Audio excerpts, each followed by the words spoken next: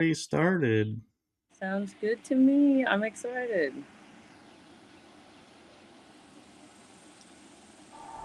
So, wait, why did it mute?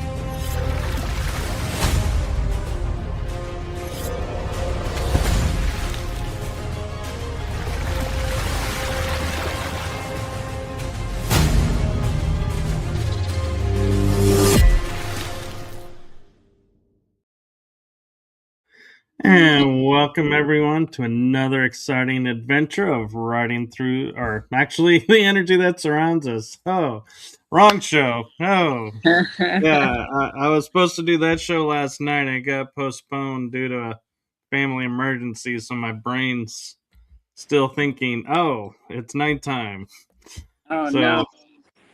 that's going to make it a fun episode tonight. But with that It's being said, I have an amazing guest for you all. I'm super excited to talk with her, and I think you all will have a lot of fun.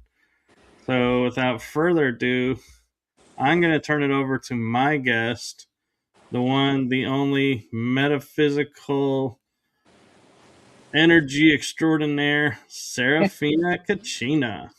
Hey, how's it going? Happy to be here. Thank you. Well, thank you for coming on. Absolutely. I'm excited about it. It's like my favorite thing to talk about. Well, for those who may not be familiar, could you give a little bit of background as to who you are and what you do? Absolutely. So, I am a Reiki master as well as an intuitive. I basically do energy healing as well as like oracle card readings, intuitive readings, candle magic type stuff. I've basically done research on, like, I guess the unseen world since I could do research. It's my favorite thing in the world. Yeah, and outside of that, I'm a hairstylist, a cleaning lady, and I wear a lot of hats. Well, that's really incredible. And being a Reiki master too, I understand what goes into that. And Hell yeah. which Reiki did you decide to go into? So it's just a traditional. I don't ever say it right. Usui, Reiki. It basically just the very traditional teachings, but I've kind of morphed it into my own version of energy healing, where I'll include some symbols that I've, I guess, channeled through light languages that I've received. That is very new, but it's starting. Trying to figure out like what kind of effects those have, and then I also incorporate some kind of like shamanic um, style things in there as well, including crystal usage, a lot of very intuitive um, channeling of like their higher self, and then their higher self will tell me what they need to have done. I don't really follow the traditional framework of placing hands like in specific areas for specific amounts of time. I just kind of go by what the person's energy is telling me to do. So, yeah, that's kind of my own version. No two sessions are alike. I can attest to that. And Yeah, absolutely. so, what made you get into Reiki? So okay. Like I said, as far back as I can remember, I've been very interested in not only like the paranormal, but also like just like medical stuff and all that going in together. I discovered Reiki pretty early on. Um, but the first instance was really, I was just sitting on the school bus as a child, and I remember having like major headaches because I was overstimulated by the noise, and I would feel that, and then I would, I guess, instinctively just kind of like breathe into it and try to like move it out of my system, and I was able to feel the energy in my hands. And I remember talking to my grandma about it, and she was like, "Oh yeah, like we had, you know, your great great great grandma was like a hands-on healer at church, so that's kind of where it started." Oh, that's really cool. And it's cool that you were able to talk with people about it, while growing up, because a lot of people didn't have that opportunity. Very true. I mean, it was kind of in and out with my family because they were very Christian, which obviously nothing wrong with that, whatever. But it doesn't always lend to, you know, the energy work side of things, even though that's what Jesus was doing the whole time. You know. Right. Yeah. And so, did Reiki kind of bring you into being able to communicate with the ghost and extra dimensionals, or how did that all unfold? So I would say, honestly, I was seeing them. I was seeing like things that other people weren't seeing, or that. So my mom and my grandma, on my mom's side, always very incredibly intuitive. My mom's, she can remote view and things like that. She always has been able to. So I was introduced to that kind of thing pretty early. And I remember, I'm sorry about the cicadas. I remember,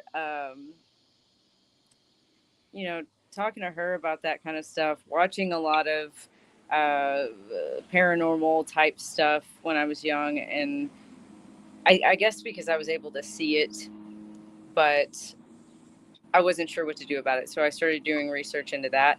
I wasn't communicating with them at that point. It was more of just like seeing it and being like, oh my God, that's terrifying, you know?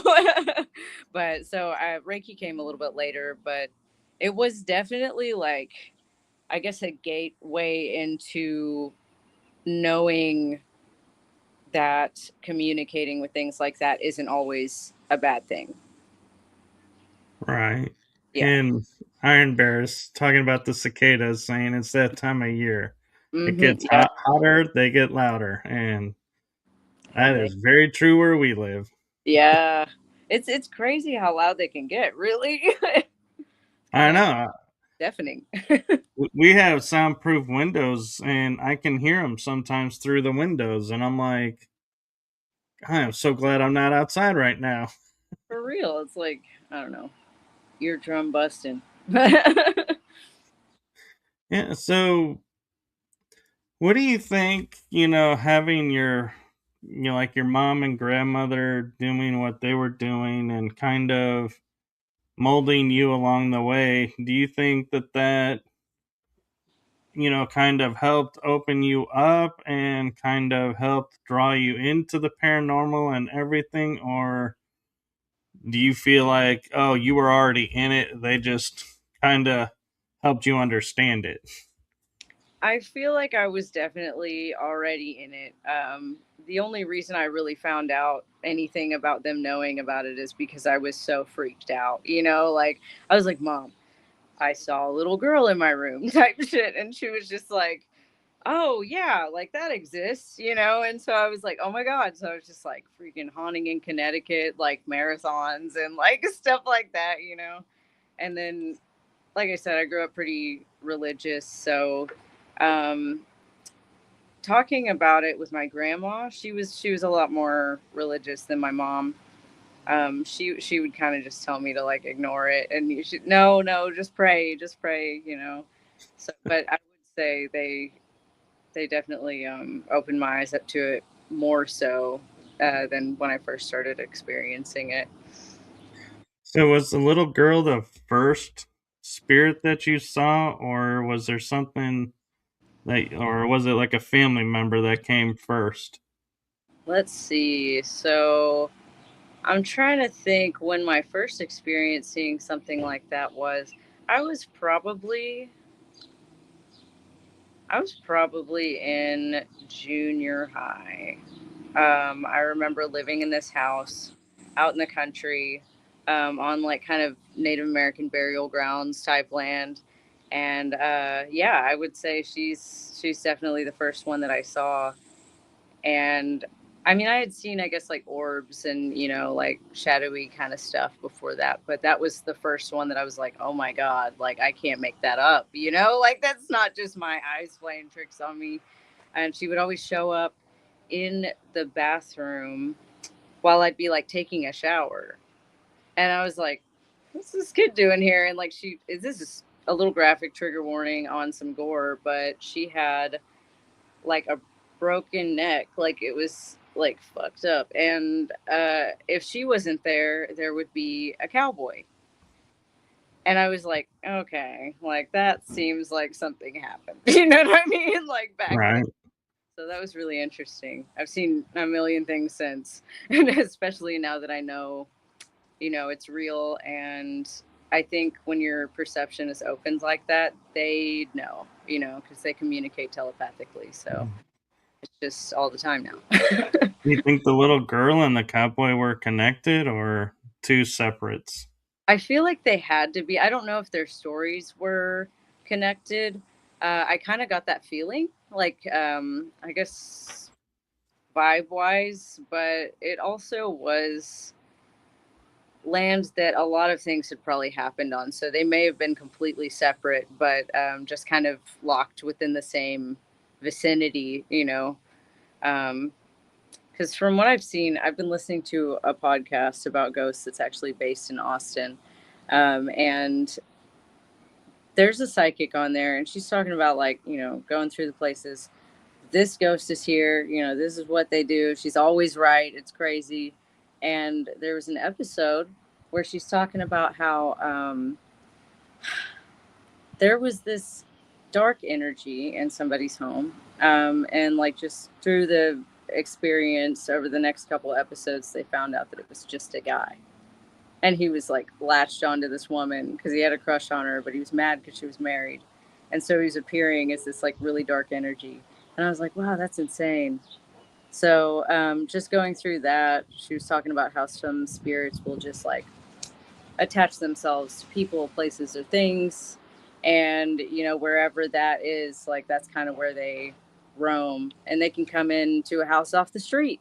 So you never know, like, where it came Right. from. It's really Yeah. interesting. It's kind of interesting. You talk about like the storyline of guy liked girl, but girl was married, and I'm like, I have heard that lately so many times, and I'm like, and I start to look at it and going, what, and then I realized, well, back though in the 1800s, a lot of towns would be mainly men with a few women, so yeah, they would latch on to That makes married sense. women because they're the only ones there. They were the ones that were outside your window at night throwing rocks at it. They're like, this isn't wrong. Like I gotta get this girl.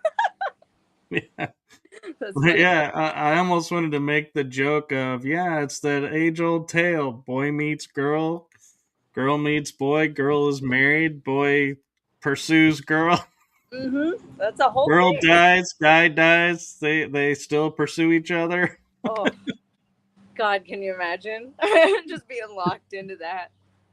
Either side, just a disappointment. Like you never know. Yeah. Yeah. Like so. Okay, No, you said you were, and I'm sorry. I want to know about your Reiki background. I don't. So I studied Reiki when I was probably not even a teenager yet, or maybe preteen. And I did Reiki 1, and I got the symbols, and the people that were teaching it stopped behind me and were like, "Oh, you're a natural," and still did the symbols. And so I was like, "Well, there's no point in pursuing this any further if I'm a natural. Don't need to learn anything." That's fair. I mean, I believe that it's Yeah, in there. Hmm. but it made sense because I just remembered recently when I would be in class in elementary school before we start. Like if somebody had a headache, I would go like this, and Yeah, when I took my hands out, they'd be like, "Your headache's gone. The headache's gone." And I'm like, "I don't know what I was doing." you But did then though. I learned, yeah, then I learned it's called Reiki. Hmm. And then when I was in my 20s, I redid Reiki 1 with a friend named Neil, and he taught me Reiki 1, 2, 3, and Master. And the difference was his when we would be working on someone, and I'm a little dyslexic, so if I get this wrong, please correct me. Left side, if there was a blockage there, that was masculine, and so that could be on the father's side. I thought And left we was would try feminine. and, huh? So I thought left was feminine. Well, like I said, I'm dyslexic, so I could have it Now backwards. I'm questioning it.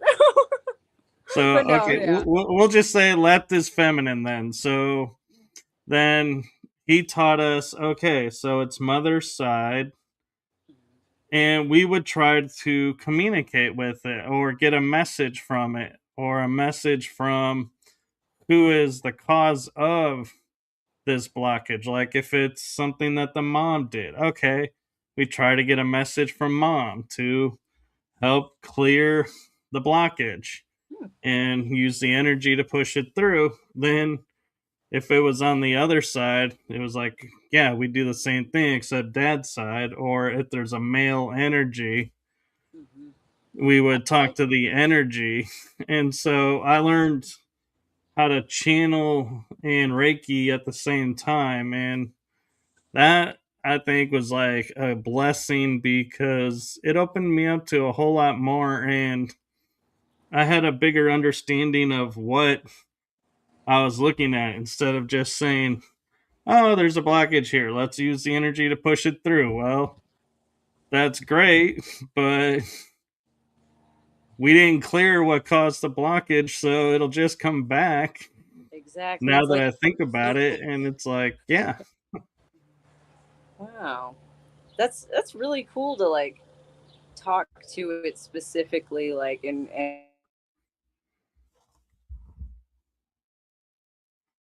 uh oh, seem to have a glitch.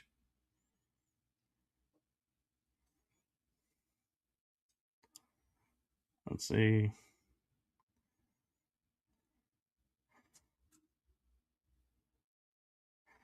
But I think she might be coming back.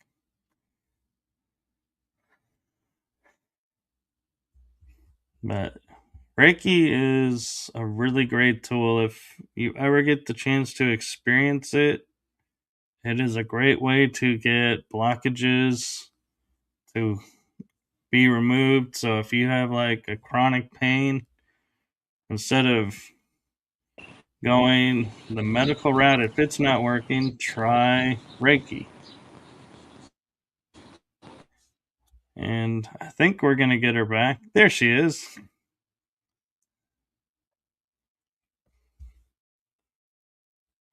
Let's see. Is she back or is she not able to hear me now?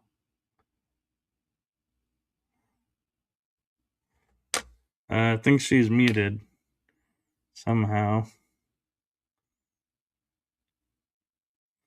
Oh, well, we'll see if she backs out and comes back in, but Do you have any questions for me or Seraphina? Please, put them in the chat room and we'll get to them as they come in. And thank you all for joining us at this earlier than normal hour. I know we're used to doing it at 9 o'clock, so thank you all. So sorry about that. I don't know. I got a phone call and it ruined everything. I'm so sorry. Ah, yes, My bad. that's a common thing with on the cell phones. I've noticed. Yeah, I gotta figure out where my laptop is. Everything's a freaking mess. My bad. Oh, you're fine. It happens, and so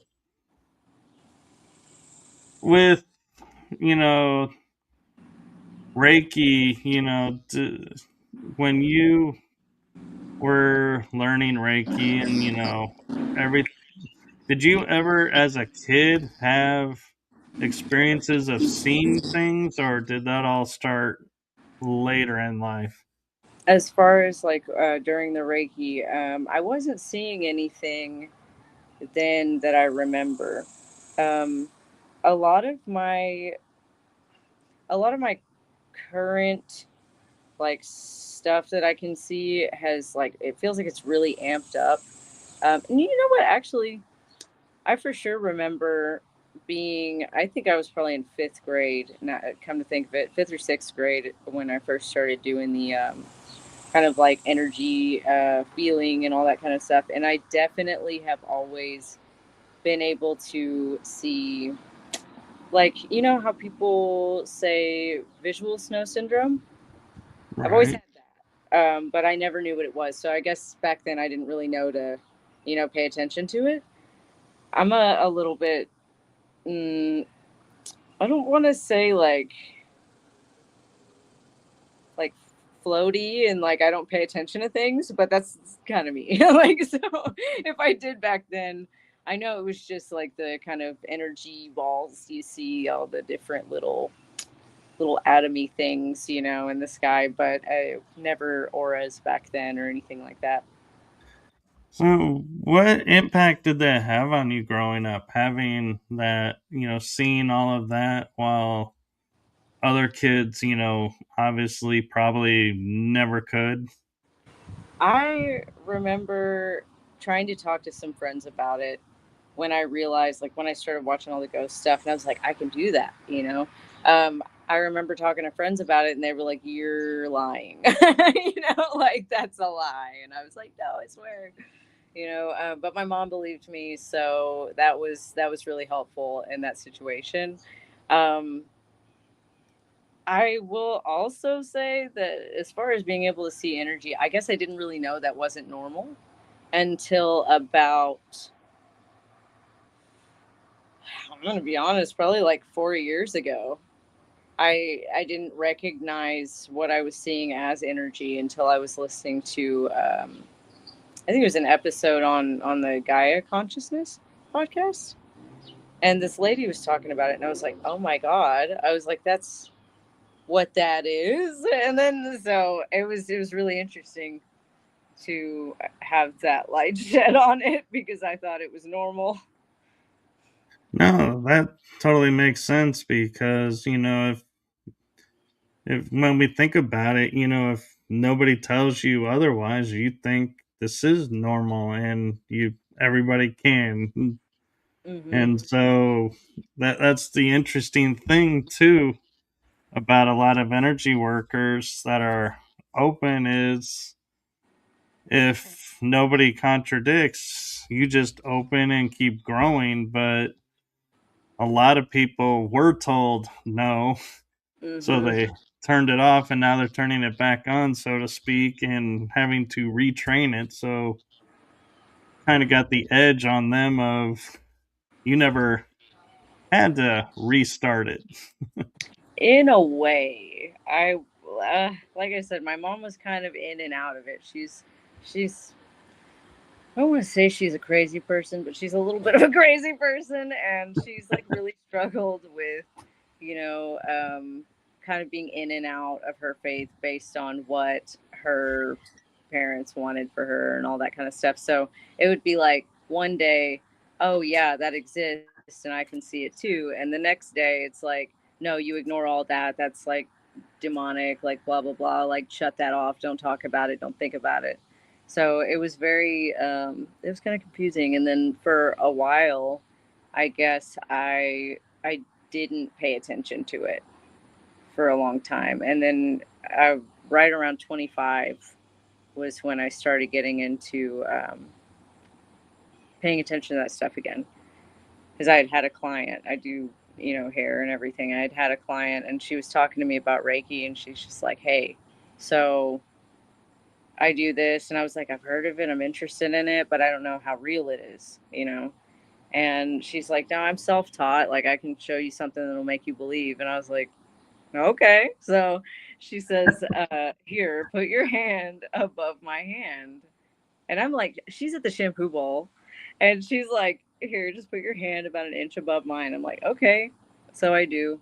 And the longer I hold it there, I'm getting this like fluttering feeling in my chest. Like, it's just like freaking going crazy, like vibrating. And I was like, ugh, after a while, because it like really it got strong. And I was like, what did you just do? And she's like, that's Reiki. She was like, it's energy. And I was like, oh my God. So that's when I like really kind of stepped into it. I was like, that can't be Yeah. fake. I felt that. It was Yeah, crazy. I know what she was talking about. What she was doing is I do that a lot too. If I It's like a energy battery almost. It's if needing energy or just needing to show, you can put your hands close together. And one of the exercises I was taught by my parents growing up is, you start like this, and Mm-hmm. when you start to feel it really intense, you can start pulling it away. And then when you get to the point where you're like, let's say, oh, I don't feel it now, you go back in a little bit, you're like, okay, I feel it. That's the energy field right there. Absolutely. And And it's so cool. Oh, keep going. Sorry. I was gonna say the wider you can make it, it's up to you. But it's like, yeah, I know some people, like, I can feel it here, both ends of the screen, but does it make, the energy more intense having a bigger field? Not really. Yeah. But the important thing with Reiki, though, that I think a lot of people have a misnomer of is, and I hope this, you're not in this category, but they feel the energy within themselves and go, okay, this is the energy that's going to heal this person, and starts working on them. And I'm like, no, you are a conduit. You need to pull the universal energy in to do the work, Yeah. Because because you will not last long using yeah. your own. Absolutely. I found out that I think it was I can't remember where I found it. It was somewhere online, but they said that people who do energy work can sometimes, well, a lot of the time, live a lot less time. And I remember going to this lady for a massage, and my mom had said she used to do Reiki. So I asked her about it. I was like, hey, like, what was that like for you? She's like, I stopped because I could feel myself just like wilting. She was like, I couldn't figure out how to change that. She was like, I was just giving my energy away. And I was like, well, that's terrifying. So I try really hard to, like think about that flow, but it's not so easy to do in the beginning when you want to help people. Yeah, I feel like that should be like a poster for what not to do when you go to like a Reiki learning class. Is don't use your energy or you'll start to feel yourself wilting away. Be Yes, like like a you will be this flower. mental picture that you could just sit there and go, yes, that is not going to be me. I am totally not going to fall into that. And it's Exactly. like a mental reinforcement of, no, we're not Yeah. doing that. Yeah, you need to be like one of those joke cups that has a little hole at the top, Yeah, and whenever that energy can't get lower than this is your energy. You just let that trickle, you know, yeah. or you know, a freaking waterfall. You know that shit gets crazy, of course. But um, I am okay. Tell me what your opinion is on this. This is something that I have been battling with as far as Reiki goes, and my opinion is that when you are an energy healer, you should definitely keep yourself like as healthy as you can, right? But I love cigarettes. Do you think that matters? What's your opinion? Well, I mean, yes and no, and I hate to answer it that way because I'm like that sounds so wishy washy, but No, that's how I feel too. it's so the answer. So I would say no because you are putting chemicals in the body, and the body is taking a toll and is weakening because of that. Hmm. But at the same time, though, the energy runs by intention, and so your intention keeps it from being through the body, so the body really doesn't affect the energy. True. I think the biggest thing that makes me feel like maybe it's not such a good idea is just be the amount of energy maybe that you'd be able to channel if your body's not in tip top like shape because breathing's so important. Like I'm over here like when I go up the stairs sometimes it's Yeah. I'm working on it, you know. Been in a really dark place here lately. So cigarettes are a good comfort. And they're also great to make yourself take a break when you're working too hard. But definitely not good for you and keeping your your little fucking flower from wilting. You know what I mean? Yeah. So one thing I could suggest what you can do is if you're only doing that to kind of take a break and just like comfort, Hmm. find out, do you get the same comfort by walking outside? And if you do, Do that. instead of one, you replace it with the other and you just, Actually, take you a know, break, get some sunlight. Oh well, no! sunlight is important. I will say that, for energy and for the body. Absolutely, But, I agree. um, Hard to get it in Texas though; it's so hot. well, we just get it more intense. So, where some people need to be out all day, we can get it in 5 minutes. No kidding. It's like a blast from the oven or the sun, which is so powerful and great. But God, Yeah. yeah. It's funny because I will go some places and I'll be walking outside during the day and I'm like, the sun's out and I'm like, cool. And then I'll be home and then I go outside and I'm like, gotta grab the sunglasses. Gotta at least have the sunglasses on so I can see where I'm going because the Mm-hmm. sun just feels so much brighter and hotter here. Yes. And do you feel like that's more so the case within the last few years? Because I do. I do. Yeah, that climate change, you know, it's happening. I feel like though, from what I've like witnessed about that, is that it's just, I mean, like everything else in the world, it seems to be a cycle where it's kind of changing a little bit, moving over. And I think eventually it'll probably be fine. You know what I mean? Yeah. We just I won't. mean, I look at it and like, so I actually was on a panel discussion and we were talking about, some stuff and, like the purpose of mankind came up and we were like, talking about it and somebody goes, "Well, we're here to take care of this planet." And I was like, "No, no we're not." And You're like, We're that's not the only. caretakers of this planet. And I said, look, let's, let me show you why I say this. When we were in the lockdowns in 2020, what happened to the polluted canals of Venice?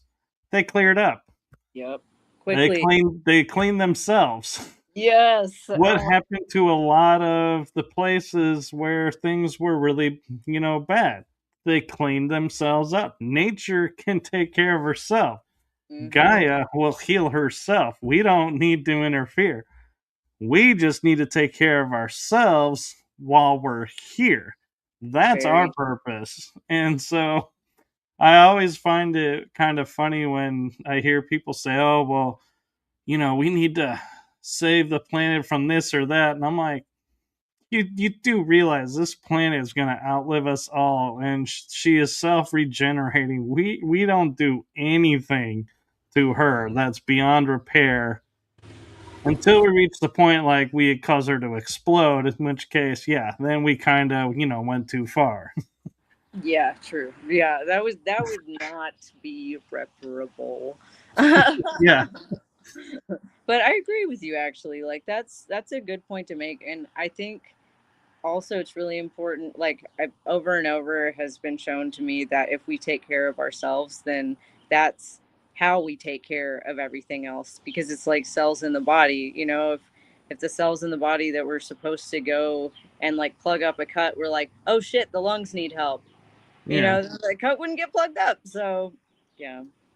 yeah. And the interesting thing is, I know I can hear people's voices in my head going, well, if we're not doing anything, then we can do whatever we want on the planet and it'll regenerate. That's true to a point, but I'm not saying we need to go start dumping chemicals in water or start like driving vehicles more and more and, drilling into the ground more for more things and leave scars all over the planet, because I'm like, no, that's not what I'm saying. What I'm saying is we don't need to like stop everything we're doing until she recovers. It's like she'll recover when we're gone from what we've already done, so we don't have to worry about our carbon footprint so much as people want to say, because our carbon footprint actually, I think, is actually helping the planet. In a way, I guess, like helping it to continue to adapt and grow and like be able to handle those kinds of things. Or how do you mean? Well, because I was listening to a program and they pointed out something interesting, that carbon exists on this planet. And we breathe in oxygen and breathe out carbon dioxide. We're carbon based beings. And so we need carbon. The planet gives off carbon, so it needs carbon to give it off. So, therefore, if we stop our carbon footprint, then we're robbing the planet of something it actually needs. And it's not the detriment that, scientists say it is, in my opinion. It's, again, I'm not saying, go and, as your footprint be like, dig a hole 5 miles deep in your backyard and, mine out, all the resources in it and, then start another one. I'm like, no, that's not what I'm saying. I'm saying is, if you need something, you live off the land, you live off of what's on the land. Mhm. And as long as you don't go to excess, the planet balances itself out and we're all in balance. But When take what we, you need. it's when we go into excess, that's where the problem comes in. Definitely. And I feel like you're super right about that. And there are some areas that are absolutely excessively using resources, but then there are some places that aren't at all. So it's like, you know, I don't know. It all balances out. Everything's about balance. And that, Well, but I mean, if we look at, say, like the Amazon River forest area, yes, there's jungle all over the place and nobody is there. And so you could say that's an untapped resource. No, it actually is a tapped resource because we're using it, one, for oxygen, two, life is existing there, that, that's their home. We go in there and we start terraforming it. We're, destroying an ecosystem, and those are there for reasons. It's like the Amazon is designed the way it is for a reason. The Mississippi is designed the way it is for a reason. As much as we like to think we're in control of it and, we can keep it from flooding, it's going to flood. It's what it needs to do. That's what it does. And so it's a natural process. it's not a question of needing to go and, stop nature. No, it's a instead of stopping nature, what we do is acclimate to nature. And so if we are in the flood zone, of the Mississippi, build yourself higher than normal. Yeah. Build yourself above where the flood waters go. Or if you're going to be in the floodplain, build yourself a way where, the water can go around the house, or maybe do like a multi-level house and do the garage as the bottom and just gets hit and the rest of the house is okay. But there are things we can do, is what I'm saying, is to Like work adapt with. to the conditions instead of building smack dab in a floodplain, and then when the flood comes, going, oh my god, my house is destroyed. It's like, well, no kidding, Sherlock, you're in a flood zone. What'd you expect? Yeah, I'm like, we know the Mississippi floods, so building a house in in the flood zone makes no sense. Very true. And Yeah, it's so, like, let's stop trying to change things and realize that the way that they were is like how it should be, as far as like natural processes, like creating, like things get created and then destroyed in order to make way for like new life, and we yeah, shouldn't try to disrupt that, right? I mean, and if we are going to do something with the Mississippi, I highly suggest talking to the Egyptians, because they knew how to move the Nile to fit their needs without destroying the Nile. And so, yes, that is a known fact. The Nile as we know it today is not the Nile of ancient Egypt. They've actually, at one point in ancient times, moved the river over so they could build a temple. I love that. Like, that's fucking amazing. Did they just like dig it, like kind of just That's the thing. move Nobody it knows how they really moved it, but over? Ooh, the Nile River used to end in Cairo at the Giza Plateau, and that's why there are like boat knockers right in front of the Sphinx, which is right in front of the Giza Plateau. Is it was designed to be the coastal point, but then they moved the Nile, and so the water stopped flowing there and went somewhere else. And so that's the thing, is how they did it. I don't know, because we try to move rivers today and all kinds of problems come up. And probably because we as a people have so many more blockages and like issues with the energy flow within ourselves, and they were so much more like attuned to nature and how we mirror like what is in that. Like I well, think. I think so, and I kind of curious your thoughts because you deal with chakras and everything. What about the thoughts of like the Nile has temples that are for each of the chakras? There's like a temple that's specific to a chakra along the Nile as you go up. And so could we say like the Mississippi, for example, has chakra points along Absolutely. its banks? And so by moving them, do we interfere with that energy? I think so. Like that actually is that's so I just recently, probably within the last few months, saw something that was talking about that, like the temples and the chakra points kind of thing. It was probably sometime in spring, and I was like, "Whoa!" And I totally forgot to look into it. So I'm glad you brought that up.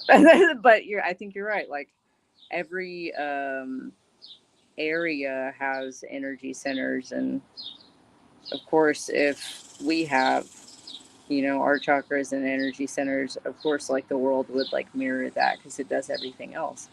It makes a lot of sense. Yeah, and I can tell you from experience being on the Nile, yes, they do. You can tell what chakra is being activated and influenced while you're there. And That's amazing. as much of a desert as Egypt was, I still think Texas somewhat gets more arid heat and so feels hotter than it does there. Wow. Uh, that's actually insane. Yeah. I've always thought like going to Egypt would be like, oh my God, this is going to be crazy, but it's pretty crazy here. I've heard, okay, so what is that? What is, this is sort of on the same note, but slightly different. What is your opinion on people saying that they're like, oh yeah, that was like Egypt or whatever, and like the original Jew stuff, but apparently it's here according to some people. Could it be that it is, or that every area has like their own version of that?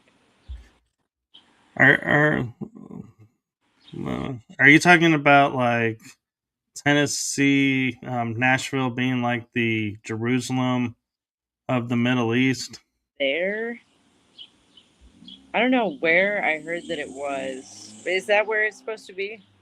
That's yeah, that's what I've been told. And there is something very interesting in Nashville that I don't think a lot of people know about, and they go there all the time. My friend William Henry introduced me to it, and we would go several times.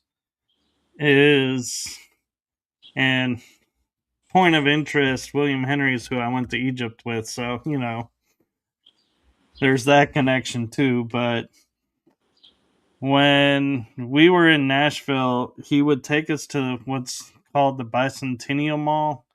It's near the Parthenon, which has the statue of Athena in it. And it's like scaled. The Parthenon is scaled like 1/10 of the original, but it's in full everything. It has all the parts. And so it's like, wow, and you can feel the energy there. But the importance of the Bicentennial Mall is, as we were talking about like the Nile River, the temples being chakra points, this mall, when you walk these grounds, you start in an amphitheater, which is the root chakra, and you start walking, and on one side is like a bunch of trees, and there's like a couple like gaps, and it's kind of interesting, why there's these gaps every once in a while. But what you start to feel like is these gaps are the changes in the chakras.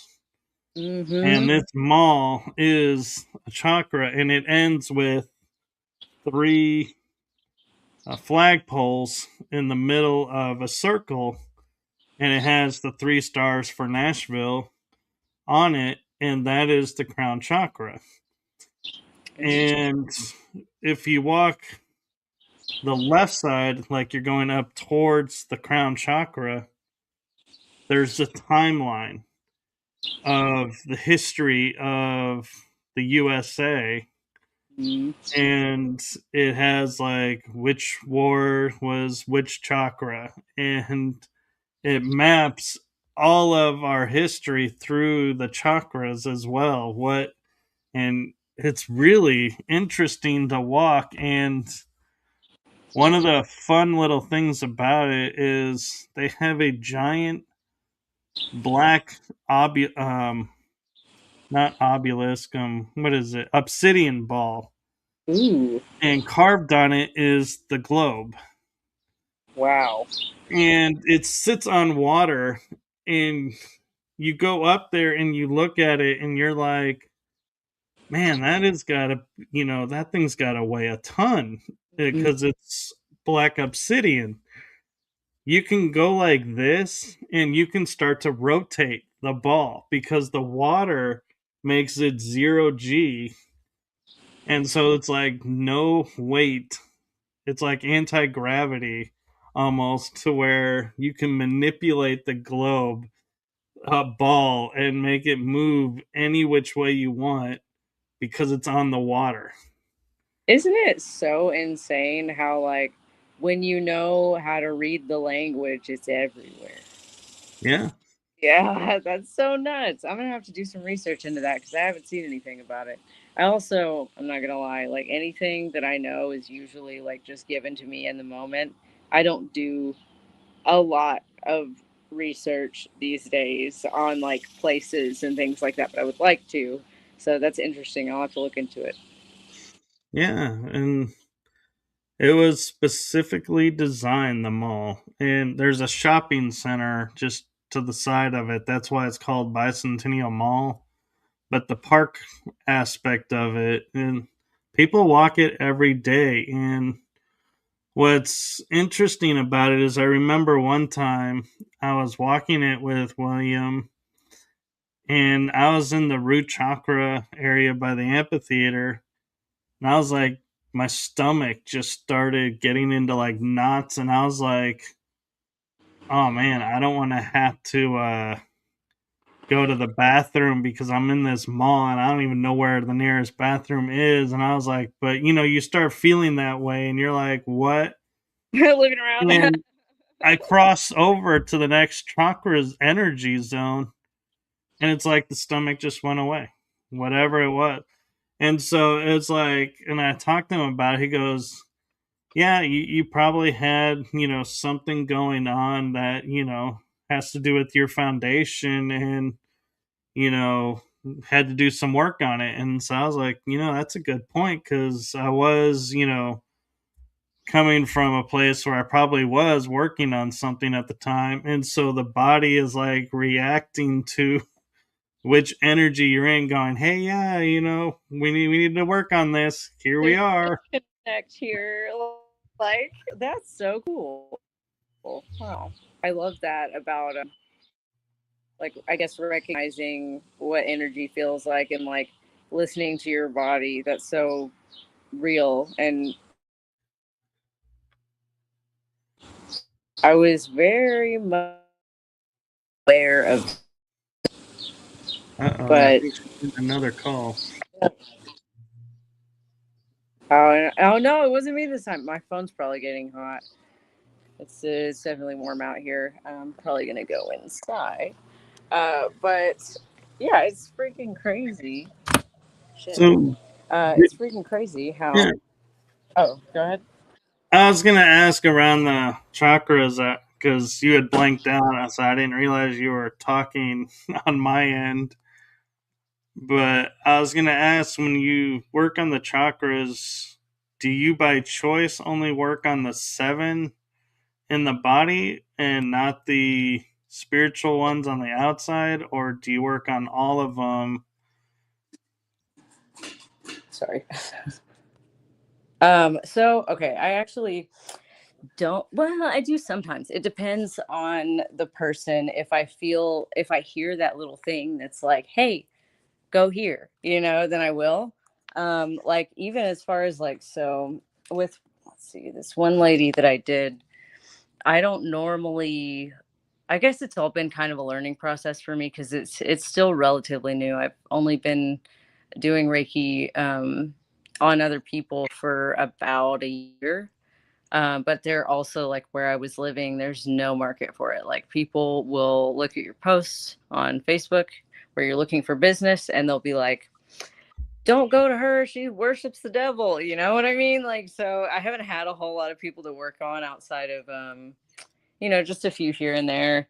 But I had a lady, shit, one of my, I guess, somewhat recent, somewhat recent ones where something was like, okay, hey, try feeling, down by, like, feel her shoulders, knees, like feet, elbows, like all that extra stuff that I don't typically feel the need to go to.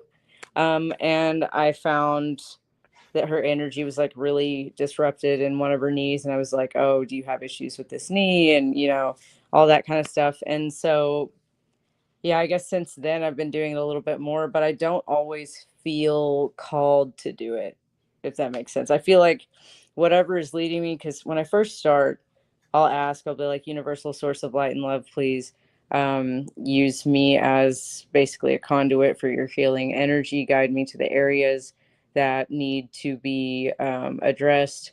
I also ask to connect with the higher self and spirit team of the person that I'm working on and have them relay information through my higher self and spirit team to use during the session. And yeah, typically I'm not told to do a lot outside of just working on specific blockages, because I think I also attract people who are experiencing specific things. I don't know, like it's not usually like a very general all around thing during my sessions. So I don't know if that answers the question. It does. And one thing people don't realize, with energy workers, especially, I can attest to Reiki workers, is you're coming to us with a blockage in you somewhere. When we are clearing that blockage on you, we are also getting the benefit of clearing something in us as well. So it's Yes, like it's a double deal for us, is we get the benefit just like you're getting the benefit. So it's like the win-win scenario. absolutely. And I think, do you feel like the people who are drawn to you during specific times, it's when you notice that same specific thing within yourself? It's almost like y'all are on that same kind of frequency, And I Oh don't know. I yeah, feel like I notice that with my people. I do. And I kind of want to take a second, and because there's an aspect of what you do that is kind of interesting. And before I get there, my friend John is asking, if you feel pressure behind the eyes and have a slight headache, is that something or someone trying to reach out? I wonder that myself, to be honest. I just talked to a friend about that because I've had a similar experience where it almost feels like you've got like, it is a weird kind of pressure, but it almost feels like, for me, like someone else is in there. Like, it's almost like a different energy shows up there. So maybe, like, I feel like in a way, yes. Or it could be trying to, what my friend was telling me is it could be aspects of like yourself, what you're trying to show you something. Like, and keeping the focus on your eyes and like your ocular kind of zone. Um, that would make sense to me. And I'll just say another option for the headache could be, You got to download. watch the Schumann resonance because the solar storms, if they are spiking or going high numbers, I notice headaches come on to a lot of people because the energy of the planet is up, and so we're not at our normal threshold, and so that could be another option. But Truly. I'm curious. You talk about in your bio and the topics that we were looking at for tonight. Mm. You mentioned channeling through art, and I'm curious because I know some people say, "Oh, I paint what I see," or "I paint what I feel." But how does it work, like channeling art? Because I used to channel, but I'm not an artist, so I can't like put those two together. And so I'm curious how you do. So a lot of the time when it's happening, like I won't necessarily know that's what's happening. I'm just like, okay, this is the thing that I feel like painting. And then something after the fact will be like, look into that. And I'm like, okay. And then I do. And it's something that, either me or the person who ends up getting the painting will need to see. It's pretty weird. The most recent one I've been working on, I was working on, it was kind of like a personal journey type of painting. But in the painting there's like a brain house, like it's like a little house in a desert, and it looks like a brain, and it has a couple windows, and in one of them I was like, I want to put like a little tapestry in the background of the house. I was like, what should I do? And then I see the symbol in my head and I'm like, that's what it's going to be. So I paint it, and then I hear the little voice that's like, Google that. So I was like, all right. So I put it into Chat GPT, and it's like, oh, that's an ancient Chinese oracle bone script for the word emperor or divine being. And I was like, excuse me? Like, that's crazy. Um, but in knowing the person that ended up wanting to buy this painting whenever I'm finished with it, she is not connected to her higher self as of right now. And she's going through a situation, I don't know, like with her whole life and the people that she's dealing with, like looking from the outside, it very much seems like she could use some guidance from her higher self in order to connect with herself and realize that she's putting up with things that she shouldn't be. So I feel like the reason that that symbol ended up being in there is because it's going to help her without even her realizing that it is helping to connect with that side of herself by repetitive seeing it. And I found out about that kind of thing, like I guess your ability to raise your frequency or realize unknown things by viewing specific things. Whenever I was looking into the it's called the light of Zion, like your three energy centers around your head that kind of form that halo in old school paintings of like saints. Apparently just viewing that will raise your vibration. So it's a concept that like has been happening for a long time.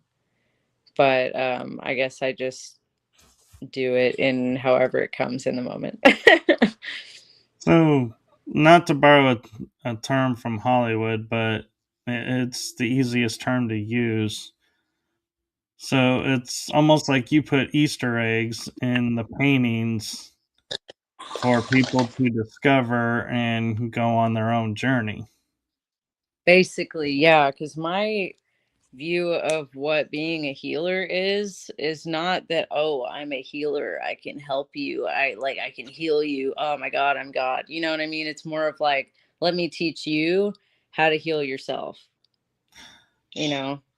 Yeah, and to anybody out there, you just made a really good point.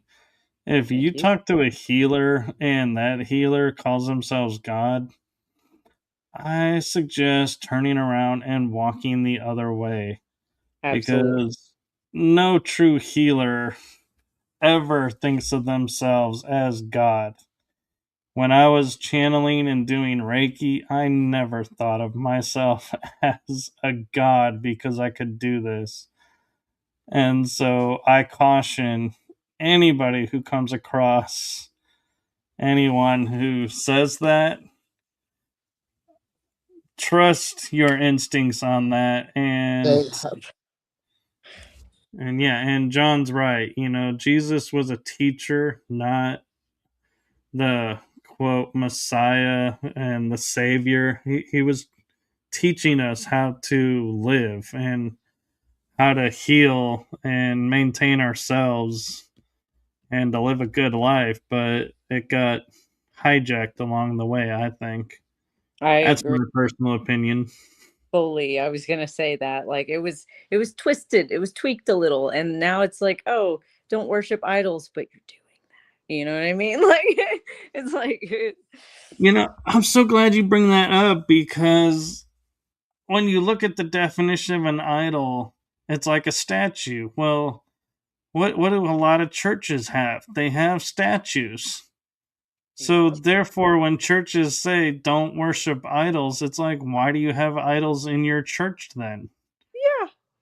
I mean, I was just thinking about this, like how, in Korea they have the K-pop groups, but instead of calling them, celebrity, they call them idols. Oh And yeah, same here. people constantly go out of their way, like they will obsess over these people. They'll try to become as much like them as possible. They completely forget about who they are and the things that they need to do to connect with themselves. That to me is like an idol, as well as, like, having this statue, and like you're like, it's both, and in my opinion. And I think that's kind of another way we were led astray, is Yeah. by being, that's, like, don't be, I think, in a way, just as someone who, like, I'm very witchy and I do a lot of like spell work and stuff like that, nothing crazy, just like protection and like, oh, I want to have like a good career. Let me just road open, or, stuff like that. For me, that visual experience, the tangible experience of putting those things into that process, is it kind of helps it to manifest spiritually, because you have that intention of what you're physically doing, like the action will bring about that, right? So I think that more so people are worshiping idols by being obsessed with other people and making them out to be a god. And yeah, it's just, you Mm. fuck that, like, you're not connecting with yourself. That's Yeah, crazy. and what's interesting is, I mean, there's two TV shows that jump out in my head as you're talking about that, and one was American Gods, Hmm. and the other one, American Idol. Yeah. And what are we supposed to do? Oh, we're voting for who we think is going to win, and what happens when they win? Oh, we're supposed to follow their music and, keep, you know, watching them if they're on TV or on a movie or, at a concert. We're supposed to follow them and we're supposed to buy everything that they endorse and everything that they do. It's like a worship. And that's not who we are. And yeah, John's right. Any show that you vote on is pretty much, creating idols. And so, yeah. I like the concept of voting on things. I don't like how far it goes after the fact, like you said. Like, it's, guys, don't, like, okay, I was thinking about this yesterday. Like, the people who have become so obsessed with a celebrity that'll never know who they are or care about them, that they will go to like the lengths of plastic surgery to look like them, or they'll Oh like yeah. buy done. Yeah, it's like, what are we doing, guys? That's crazy. Well, and what's interesting too is I always find it interesting when you watch the shows like American Idol. You cast a vote. Well, then, if you spend money, you can cast more votes. And so it becomes like a rigged system of if you get Mm. the people who are going to throw money at you, you will totally win because nobody's My going to be able to phone. match that. Oh no. I'm so sorry. I don't know why. Like, my phone's getting really hot and it's having a hard time. It's Oh probably the tech no. heat. Did we fix it? No. Well, the screen looks a little different. I'm so sorry. I can't hear you. What is happening? Maybe God. if you rotate it, see it that Is it there, working? Is it you're working? back. Ah, okay. I think we're getting there. Sorry about that. I don't have my No, Wi Fi set up yet, so I'm just kind of phoning it up. yeah, but I Wait, mean, I yeah, can't hear you. same thing in sports. Let's do it again. Can Can you hear me now? Oh my God, the sound's off.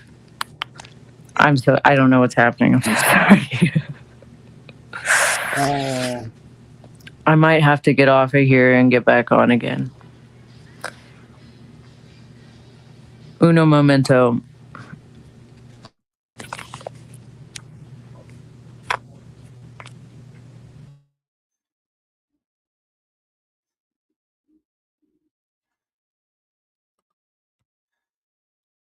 okay, and so yeah, I mean, it's we talk about celebrities and yes, John Iron Bear 1978 points out sports, and it's the same thing. We're shown athletes who make millions of dollars can go broke and they have all these endorsement deals and do whatever they want, and we're supposed to just be okay with that and idolize them, and that's not what's going on and what's supposed to be. Yeah, I lost you there for quite a bit. I apologize. I don't know what's No, going on. you're fine. Can you hear now? Yes, yes, I can. Okay. Just to catch you up, I was just following up with something that my friend John said about sports athletes too.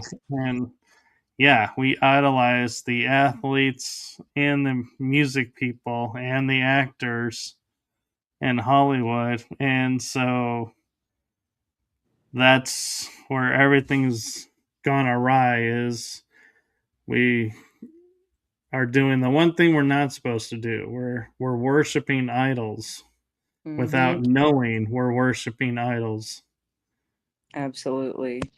It's, I think people like are super getting it wrong by doing that, like looking at these people and thinking like, okay, I'm gonna, because I don't like who I am, I don't want to look at who I am, I'm gonna try and be like them. But what they should be doing is seeing these people being, authentic and being themselves, and like how big they can get and how far they can go by doing that. And choose to do that themselves instead of like, oh well, let me just copy that, because that's crazy. That's like not what the point is, I don't think. I mean, it is the point, like within the matrix, but like, you know what I mean? It's like, Yeah. should be the point, like take what you see and like and make your own version of it and grow yourself. Yeah, and what's funny is there's a paranormal term for that. It's What called is it? mimicry. And Oh yeah. the Yes. mimics are like, oh man, it's yeah. Stay away from mimics, people. Don't cross paths with those. That's like the last thing you want to do. Like, Yeah, oh, so on that subject, what what the ancient Egyptians thought of doppelgangers, or like Ka, as they would say. Um, they used to say that if you met your doppelganger, it was like a really bad thing. Um, well, I guess no, that's what everyone else says. They talked about Ka as being your higher self, which is your doppelganger, and if you met them in real life, that's like a bad thing. So what do you think about that? Have you ever had an experience like that? funny you should say that. So let me set the story real quick for this. Is my mom had hurt her shoulder, so I had to go to the store to pick up some clothes that she had ordered. Well, I've gone there several times with her because of her shoulder, and so they all knew me. And I walk in the door, and they all look at me and they go, "Oh, you're back already?" And I go, "I just got here." And they go, "No, you were literally here like 10 minutes ago." I was like, "I kid you not. I'm just walking in the door right now." And they're like, "Well, then your doppelganger was here because somebody who looked just like you Oh was my god. here not but 10 minutes ago." And I was like, "Ooh, how, Who, what, when, where, why? it's like to think, and you, that's the thing though, with the doppelgangers is we think, oh, either the universe is going to implode or something bad is going to happen. But in reality, we don't know what's going to happen if we ever met ourselves. And the wild thing is to even try to fathom what you would do if you walked into a store and you like went and became face to face with yourself. It's like that's even wild to think about, and it's like, we could talk all day about, oh, this or that, but the deep down reality is we don't know what would Oh, happen. We shit. don't know, you know if I that, will tell you. there's a reason for that. So yesterday, I actually had, sorry, a similar experience to what you just said. It's crazy, but so I was walking into a gas station and some like random, I think, where was it? Somewhere in Texas. Shit, I don't know. I had to get a padlock for my U-Haul. So I walk in to this gas station. I was getting gas. I walked into the gas station. I was like, I kind of got to pee. I'm walking out of the bathroom, go around the corner. And right as I go around the corner, a girl that was the same height as me, same hair color, dressed similar to me, her face looked like mine. Literally, she was like almost like me, but think very like cleanly dressed. But we looked exactly the same. And when she came around the corner, we almost ran into each other. And we both go, "Oh my god, I'm so sorry." Exactly the same way. And then we laughed the same. And I was like, "I got to get the fuck out of here." Like, it was so strange cuz like so rarely do I meet people that I'm like, "Oh, that person looks like me." Because I don't know, I guess it just doesn't happen very often. And I was like, "Did that is this real life?" It was like a really weird situation. I was thinking about it all day and I still am, I guess.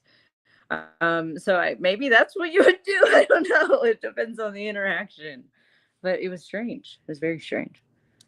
Well, what Huh. comes to mind to me is because you said like the only difference was like she's cleanly dressed, as you put it, versus you. And so I It's started like parallel thinking, universe. yeah, an alternate timeline, you Hmm. is walking here, and you guys crossed paths, and it was one of those like probably like a fixed moment in time, as they call them, and went on and had the moment, and so you got a chance to see what you would look like, and she got a chance to see what she could look like. It was so But great. yeah, She literally, like the way she was dressed, exactly like my mom. And my mom's very, she's like very, she dresses pretty youthful, like a lot of, I don't know, just like plain, but like expensive. yeah, She was dressed exactly like my mom would, or like I would have had I followed in my mom's footsteps, like more so. And that was really interesting. So I could see that being that, like, that's alternate timeline yeah. Seraphina before. Yeah, it was so crazy. Wow. Because Huh. I mean, the fact that you said you laugh a lot alike, you had the Literally same same hand. mannerism, It was so you great. know, everything, you know, virtually, you know, the only thing difference was the clothing. That, you know, that's too much coincidental to be anything but. I And so I would swear. have to say, yeah, that literally was you, another you. And because as much as we talk about, like, you know, someone looks like you, yeah, they can look like you, but they can't emulate you. Like, they won't have the same timing, the same mannerism. There'll be It was so, something that's always a little off. But when you're, you know, sharing yours, I was like, there was no little off. Everything, all those oh my, minute details were like synchronistic. And so, wow. it was crazy. Like, and I remember, like, I was about to leave. I'd pumped my gas and stuff, and she was coming out. And we definitely stared at each other for a second while she was walking towards like where my car was. We were like, wait. So I was Oh, like, that'd she be felt even it too. more wild Like, if she had the I same was like, car as you. I didn't see what she was getting into. I think it was like an SUV. It was like totally different, but I was like, what the fuck? That was nuts. Yeah. I John, yeah, John is in the chat room sharing with us. I got visited at work once. Whole place went white. Talked to this old guy about a truck he wanted to buy. Next thing I know, I'm back inside and asking everyone where this old man went. Weirdest thing. And he said it wasn't a normal customer. It wasn't an old guy. Pretty sure it was. I'm not sure how to pronounce that. And he's not sure on the spelling of it, but yeah. And so I would say, John, the point that's interesting is you say everything whited out and this old guy came. I would say chances are you had an encounter with, oh, a type of gray.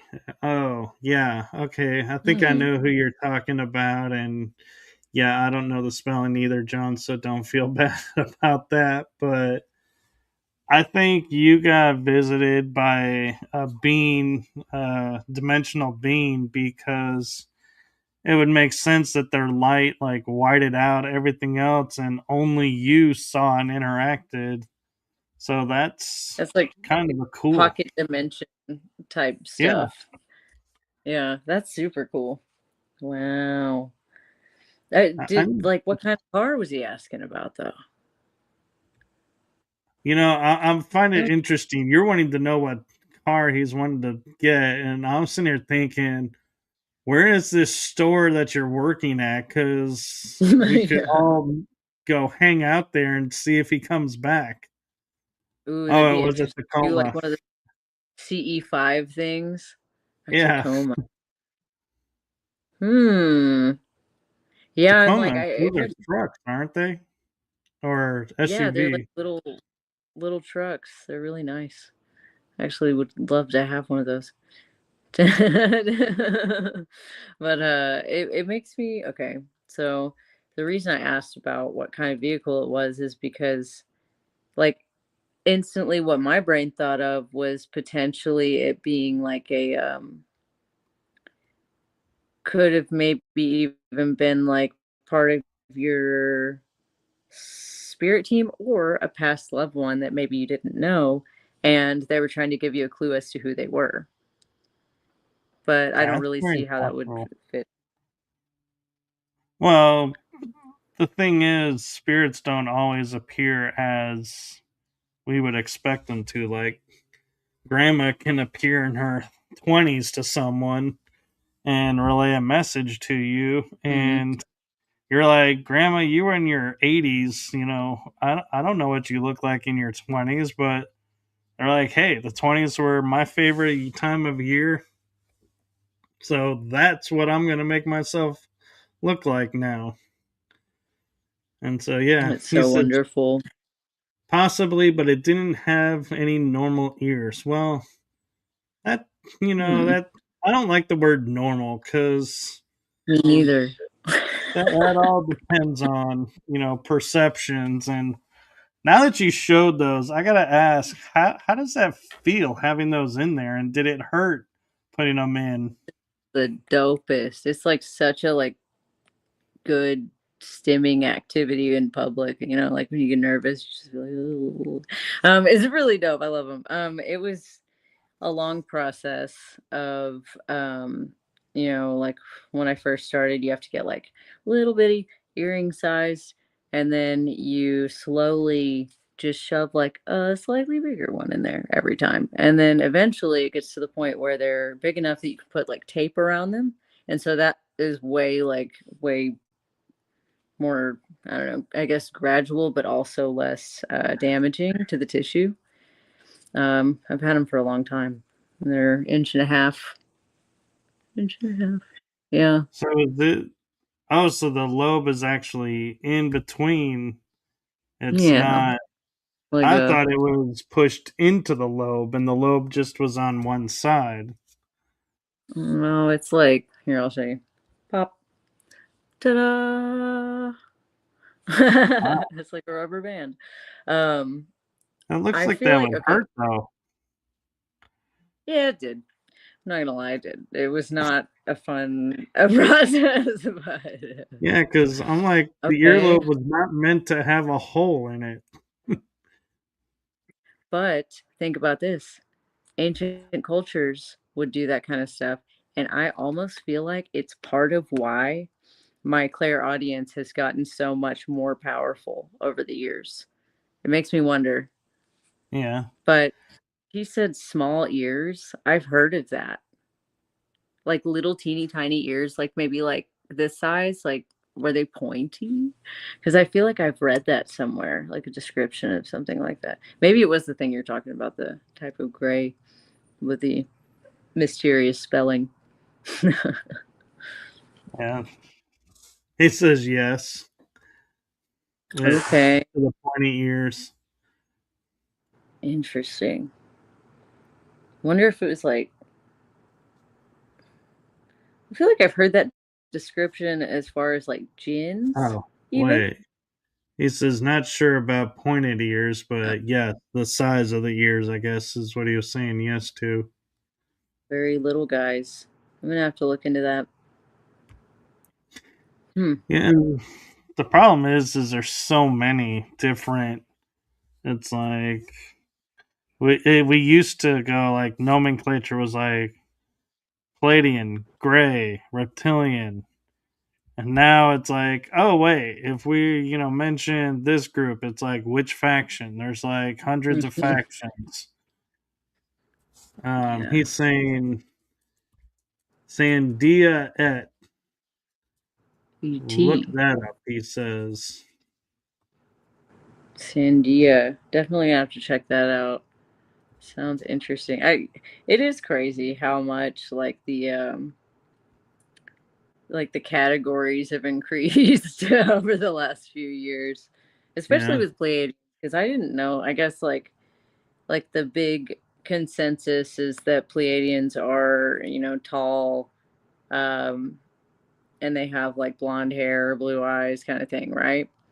right. Well, I feel like the more I've looked into that, it's like, no, actually, the Pleiades is made up of those beings, like Lyrans, um, some, I think, reptilians as well, and like just from all different types. And I was like, what? That's crazy. I don't, I had no idea. No, and what's interesting is I did look up Sandia, and apparently there is a Sandia the ET that is in Albuquerque, New Mexico. Hmm. Like one of And those caught, like they fucking, yep, they do say captured ET. ain't no And way. Come on. they're in the I'll have to look Sandia into mountain range. that. And what's interesting is when they say Sandia mountain range, I gotta laugh because Sandia is actually Spanish for watermelon. And so they're Really? talking about a watermelon mountain range. That's to me is kind of funny because I'm like, that's gotta be the weirdest looking mountain range ever. Yeah, I didn't know that.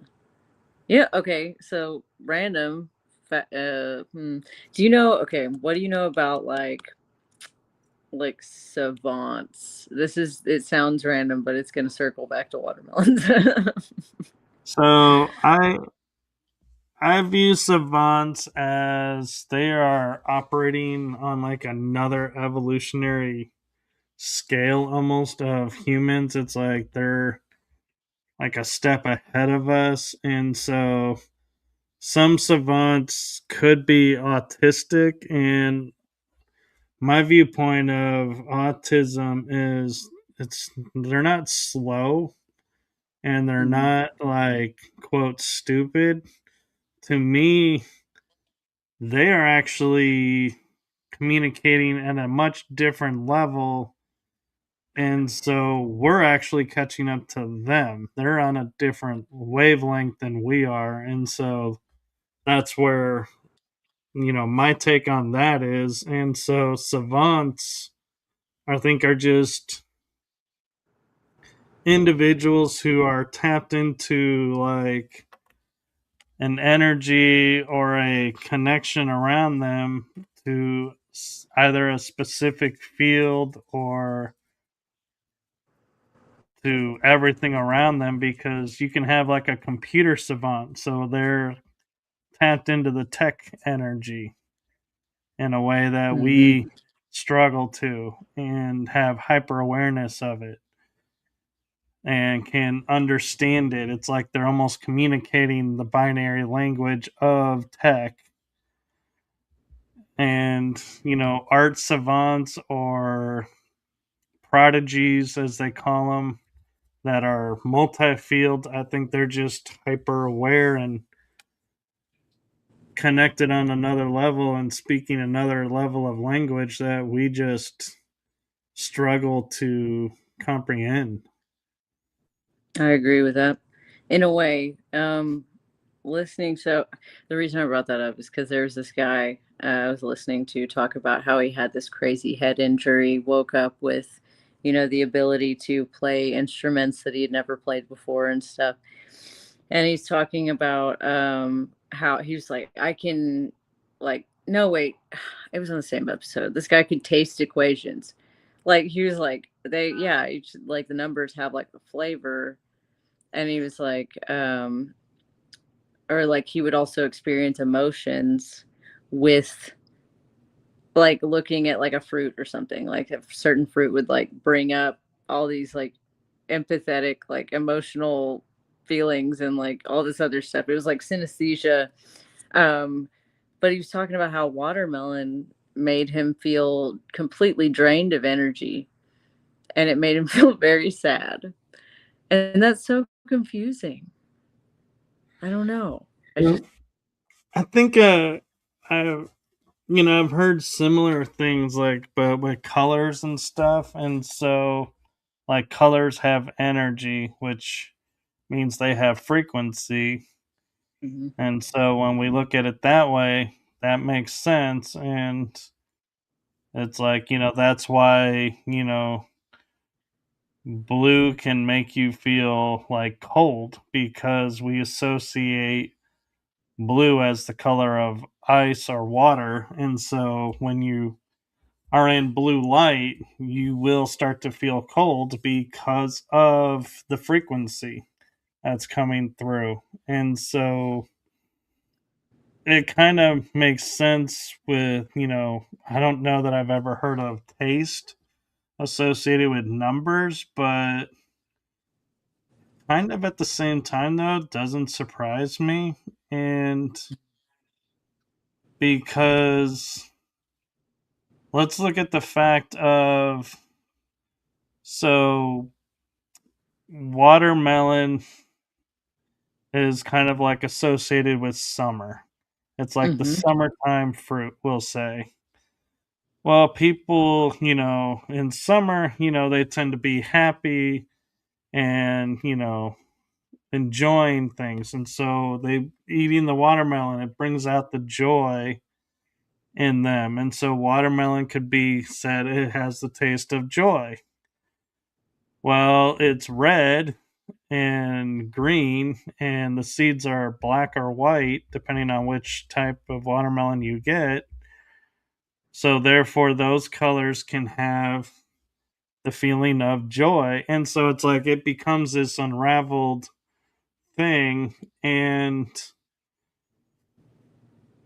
that's why I say it could make sense with numbers, is, but I don't know how to equate them to like an emotion or anything, but it kind of doesn't surprise me that, what happened. And a friend of mine, Dana, Light Talk with Dana, she's saying, hello, know a blind person who can feel the colors. Yes, That's so cool. that is true. Is like blue, like I was saying, blue can be, like have a cold temperature to it. Green have like a grassy grounding effect. Brown, dirt, kind of earthy feel. And so, yeah, the colors, have, different ways to determine those. And so, but I still got to go back to word numbers. Yeah, that's a new one on me, having taste. Like, so I agree with you on the frequency of specific like colors and like fruits and stuff because of that. Because, like, as a Reiki master, like eating specific things of the color of the chakra you're trying to like balance, it'll help that. My question is, why then would watermelon make this man feel sad and drained of energy? Does that mean he has an imbalance within those chakras? Or it could be, so let's say, something tragic happened in summertime for him. Maybe in the summer, let's hypothetically say, what's in the summer? Father's Day. Maybe he lost his dad in the summer. Well, now, if you're eating the summertime fruit, you could be thinking, oh, my dad. I really miss my dad. And that can make you sad. And so, therefore, Right. when you're eating the watermelon, you're associating it with that tragedy. And so you're like, oh, this is a sad fruit now. I mean, I'm no stranger to trauma ruining many things, okay? But like, I feel like with this guy, it makes me wonder, okay, you saying that, people with Yeah, savant summertime syndrome, blues. huh? the summertime blues. We even have music about it. I have that for sure. Like, but I feel like with people who experience savant syndrome, when they come back from whatever tragedy that they went through or their near death experience, um, I didn't see what that said. Oh, sorry, it was a Um, message to me. Oh, okay. I feel like a lot of the time when they come back, because you were talking about like autistic people versus like savant syndrome. So, with the stuff that I've listened to, it talks about the fact that autistic people lack, or they have a difficult time connecting their left brain to their right brain. And people, but they also have like hella telepathic abilities and stuff. Like that's a given. And I say this as somebody who has been identified as being on the spectrum as well as like ADHD. Um, what then, like, I think so also autism, when you look at it on a brain scan, it looks like you have like brain damage, which is crazy because of how, intelligent and telepathic and all that kind of stuff that people who are autistic are. Um, it makes me wonder a little bit about the savant syndrome thing. Maybe instead of, because I feel like from what I've listened to about savant syndrome, it's almost like they've opened a channel and they're able to channel these like different energies, like the energy of creativity or the energy of like numbers or love or whatever. Um, why? Oh, okay. Sorry, I had it back up a little bit. So if they're channeling this stuff and they're able to like get all that stuff out, I guess that would mean that they still could be influenced by trauma, but it's almost like all the people you hear talk about it, it's like they become a different person by learning, right, like spontaneously all these new things, and people look at them as if they're I don't know, super special and stuff, but I guess they're still human. Makes sense. Yeah. Well, that and we're a culture. We love to label things, and so True. we're like, we see a tree outside, and we're like, oh, we got to label that tree. It's like, why? It's a tree. In my opinion, it's like, what difference does it Yeah. make if it's oak, pine, evergreen, a grand oak, or an elm, or a Japanese maple? I'm like, it's a tree. It grows. It it looks nice. Okay, but then again, there are people who have connections to the trees and are like, okay, this tree is for this is for that. So when I'm seeing this is what's coming up. And I just thought of another aspect to, the savant with the not liking watermelon. It could be in a past life. Something happened, like he could have been like one of those, hypothetically, I don't know this person, but imagine, one of those people who's like, in those food contests, and the food of the day was watermelon, and he's eating, all this watermelon, and ended up passing away because he chokes on a seed or something. Which would leave Well, him feeling drained this of energy. lifetime, yeah, and so this lifetime, his body may be like, we're not eating this because we're not reliving this experience. And so what I'm saying is it could be a past life deal that's blocking him from being able to eat watermelon. Yeah, I could definitely see that. I mean, you never know. Like you said, we don't know anything, but there's so many possibilities that it could Right. like that's super cool.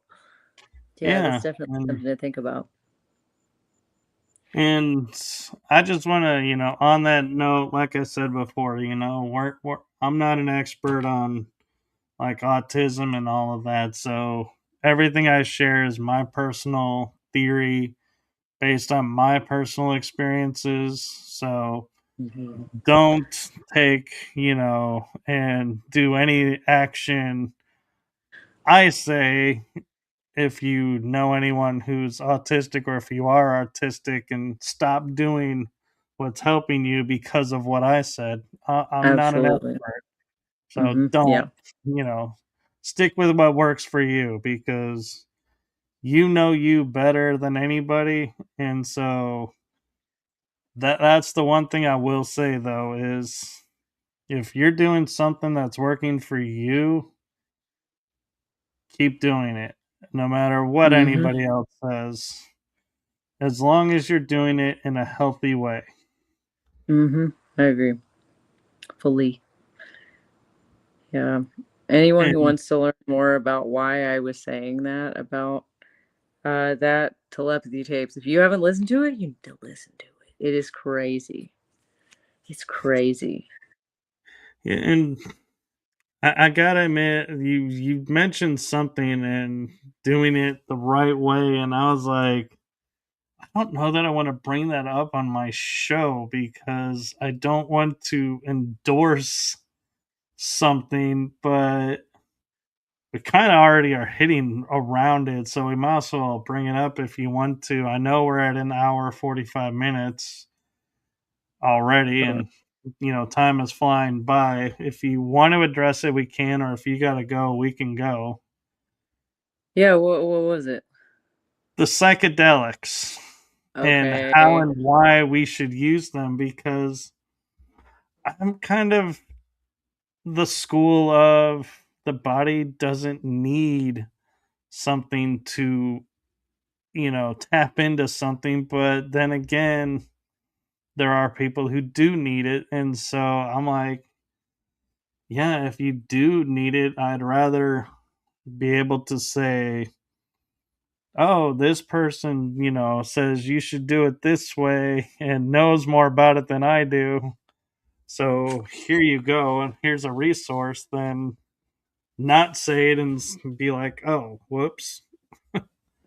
Yeah, I think so with psychedelics for me, like I I feel the same way as you. Like I can only talk about my personal experience really.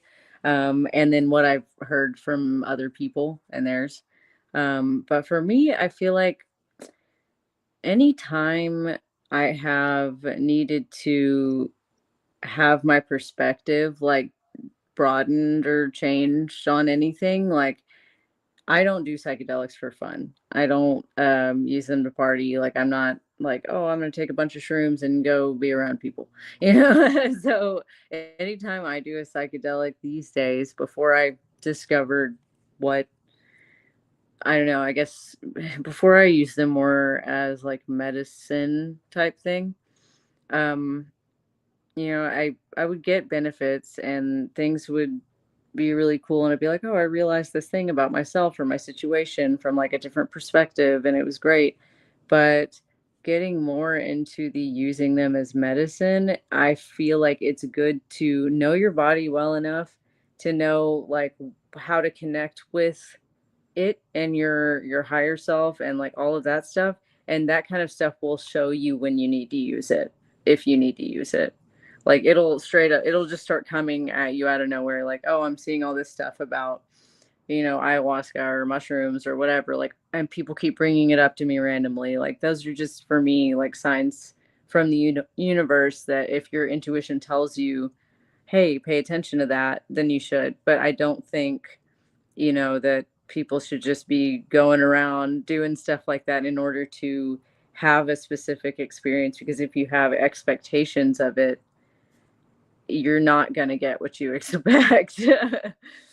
You don't get to make the rules on psychedelics. You know what I mean? Right. Yes. Yeah.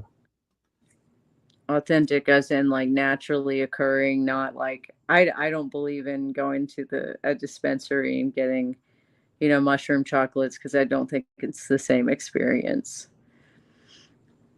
That's So I true. don't know And if that's what you well, I think authentic, she's saying, is like I say, natural, don't need like to take, like what is it in ayahuasca to connect to another conscious level is I just go to it, and so I've Yes, and we can but do that.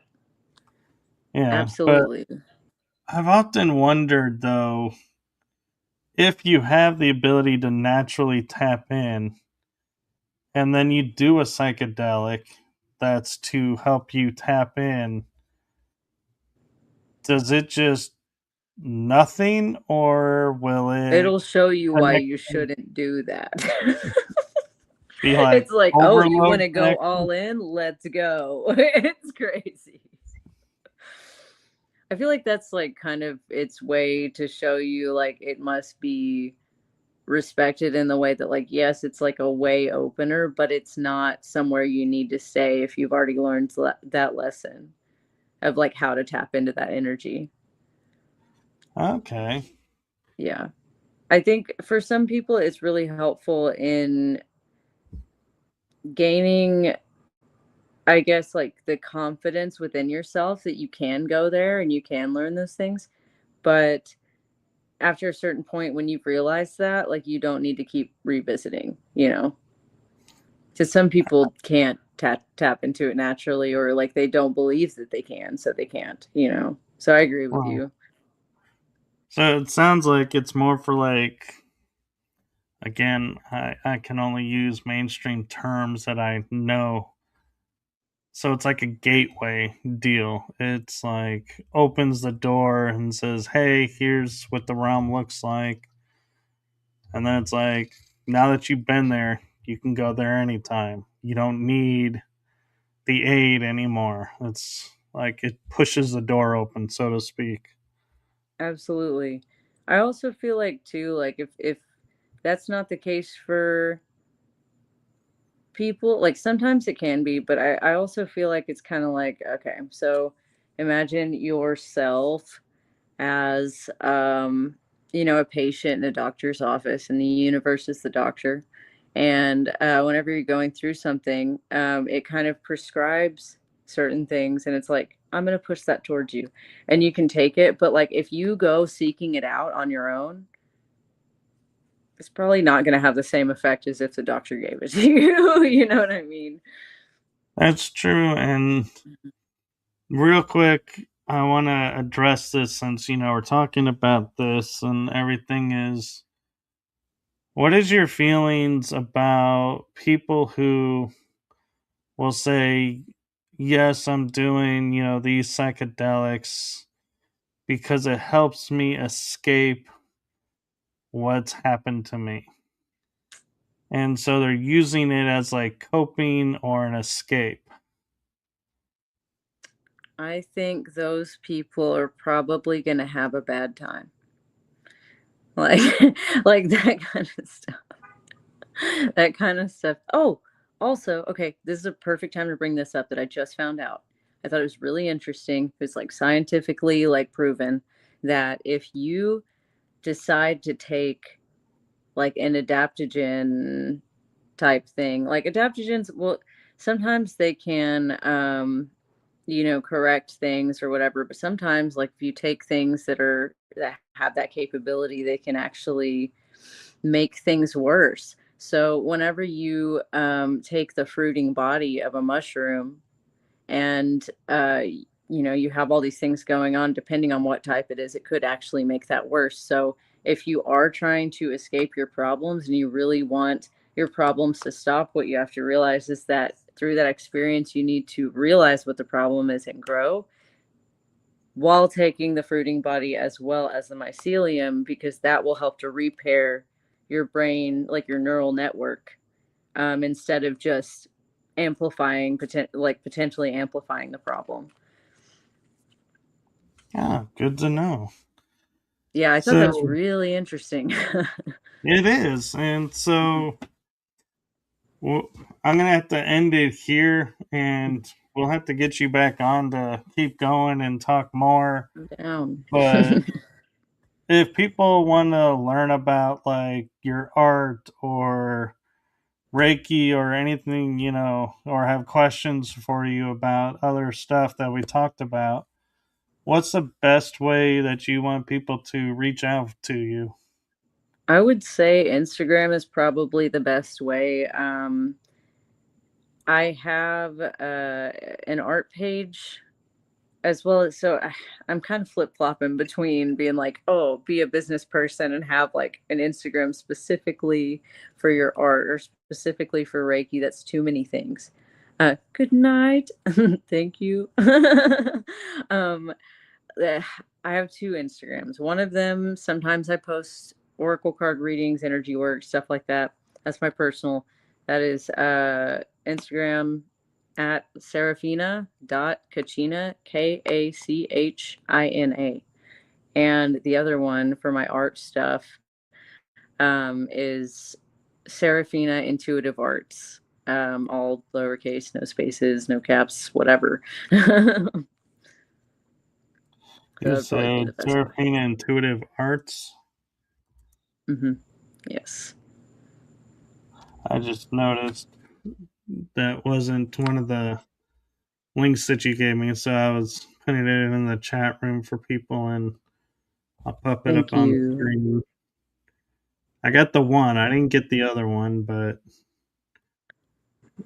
Yeah, you the also gave me your LinkedIn, and so is that? yes, yeah, LinkedIn as well. I just forget to check it because it's like a new app in my rotation. As you Oh, noticed, I I'm know. sure. I'm so sorry.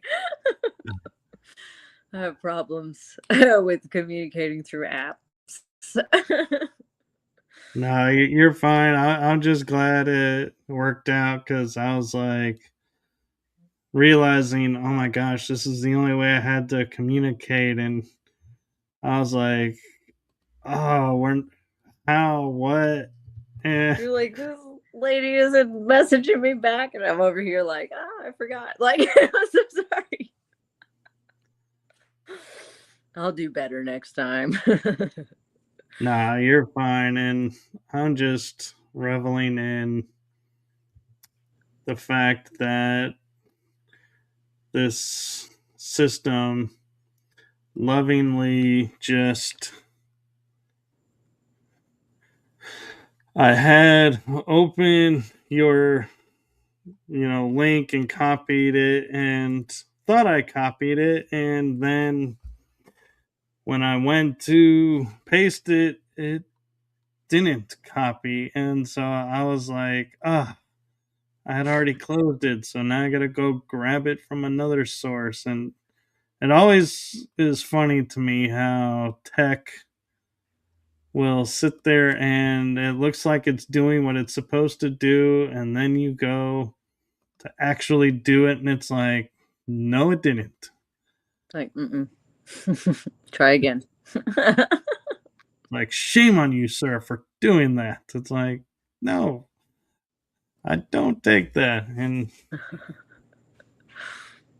It's but like you there, thought you there, copied. Too yep, bad. I thought I copied your LinkedIn so people could see it. The LinkedIn is in the bio, so if Dope. you're looking there. But so thank you for coming on and thank you for sharing with us your story and Absolutely. everything. Yeah, thanks for having me. I had a great time and I'm super down to do it again. I will probably try to be more organized. So we can talk about all the things, but Yeah, like organized, I get off organized. on tangents. Well, it was Oh very yeah, nice you chatting haven't with watched you my on these shows. things. I was like, You you haven't know, watched any of my episodes because I am infamous for going off on tangents. I'll be like, we'll be, but I had the knack of as much as I go off on tangent, the very end I will tie it all back in together, and so it's like I don't know if it's really called a tangent if I'm able to tie it in. that's fair. I like that perspective. But I welcome all kinds of tangents because I'm the type of personality, and Dana, she knows this about me because I've done shows with her, is I will be talking about something and then I'll go off on a tangent and then I'll be like, what were we talking about? And coming back to what I'm supposed to be talking about and find so much great information was shared in those tangents. And so I'm like, there's a reason we go there. I love that. Yeah, it's Yeah. important. Yeah. Dana's saying tangents are great. Me too. Yeah. Yes, indeed. Yay! So thank you. And please go check out her LinkedIn and her Instagram. And also, follow along on the shows because you never know which show and where Seraphina may be popping up next. And so, oh, I was like, I saw something like jump up and I realized, oh, you have a cat. Yeah, she's my little buddy. But so before I end this, I have a message for you, Seraphina. What's up? Oh, tell Oh, me the message. you like just cracked me up because I'm like, God, it's been a while since I've heard someone on like air go, "What's up?" It's like I Hey. started thinking about that commercial. Oh, I know what you're Oh, talking about. yeah, the The "What's one, up?" the infamous, yes. Yep. But okay, bringing it back in for the closure. Oh, I know. I love that we do this. It's like it doesn't really do anything, but it looks really cool. Feels good. Okay, for your message. Let me see if I can get through this. Mhm. From my heart and the heart of my shows to you, thank you for what you're doing for humanity. It's seen, felt, heard, and thank you for being you. Oh my god. Yay, thank you so much for that. I appreciate it and I freaking will. I always will. You do the same. Thank you for what Yeah, you're doing thank as you. well. I appreciate it. Thank you. And Absolutely. with that, we are officially going to actually say good night to everyone. Good And night, buddy.